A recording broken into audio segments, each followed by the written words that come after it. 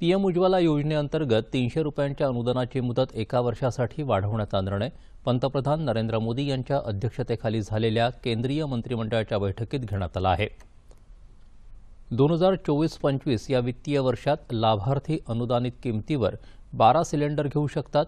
उज्ज्वला लाभार्थ्यांना 603 रुपयात सिलेंडर मिळणार आहे। केंद्रीय मंत्री पीयूष गोयल यांनी मंत्रिमंडळाच्या आजच्या निर्णयाबाबत माहिती दिली।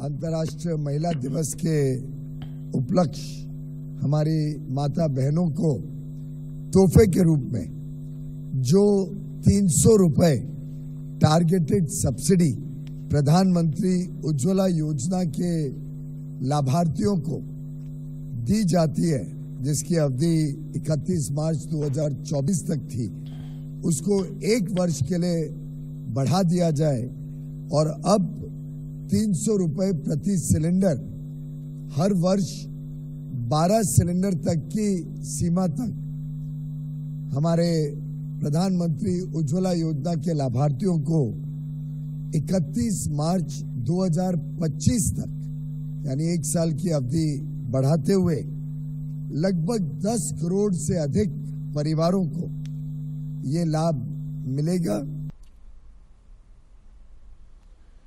देशात कृत्रिम बुद्धिमत्तेच्या क्षेत्रात नवोन्मेषाला बळकटी देण्यासाठी महत्त्वाकांक्षी इंडिया एआय मिशनलाही मंत्रिमंडळानं मंजुरी दिली। या अंतर्गत इंडिया एआय सेंटर उभारण्यात येणार आहे। या कार्यक्रमासाठी 10,000 कोटी रुपयांचा कोष निर्माण करण्यात येणार आहे। करोड़ रुपए की व्यय से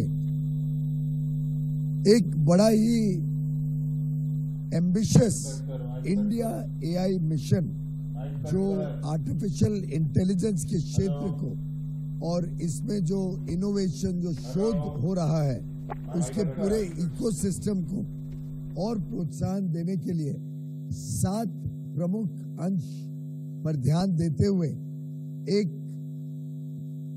इंडिया एआई मिशन प्रधानमंत्री नरेंद्र मोदी जी के नेतृत्व में आज के मंत्रिमंडल की बैठक में स्वीकृत किया गया है और इस एआई मिशन के क्रियान्वयन से आर्टिफिशियल इंटेलिजेंस के क्षेत्र में तेजी से जो आज देश और विश्व में प्रगति हो रही है उस पे आर्टिफिशियल इंटेलिजेंस आधारित जो काम हो रहा है, जो सॉल्यूशंस पे विकास हो रहा है, उसको और बल देने के लिए और वैश्विक प्रतिस्पर्धा में आर्टिफिशियल इंटेलिजेंस के इकोसिस्टम को और तेजी से विकसित भारत में करने के लिए ये बड़ा ही बहुमुखी कॉम्प्रिहेंसिव इंडिया एआई मिशन का फ्रेमवर्क तैयार किया गया है।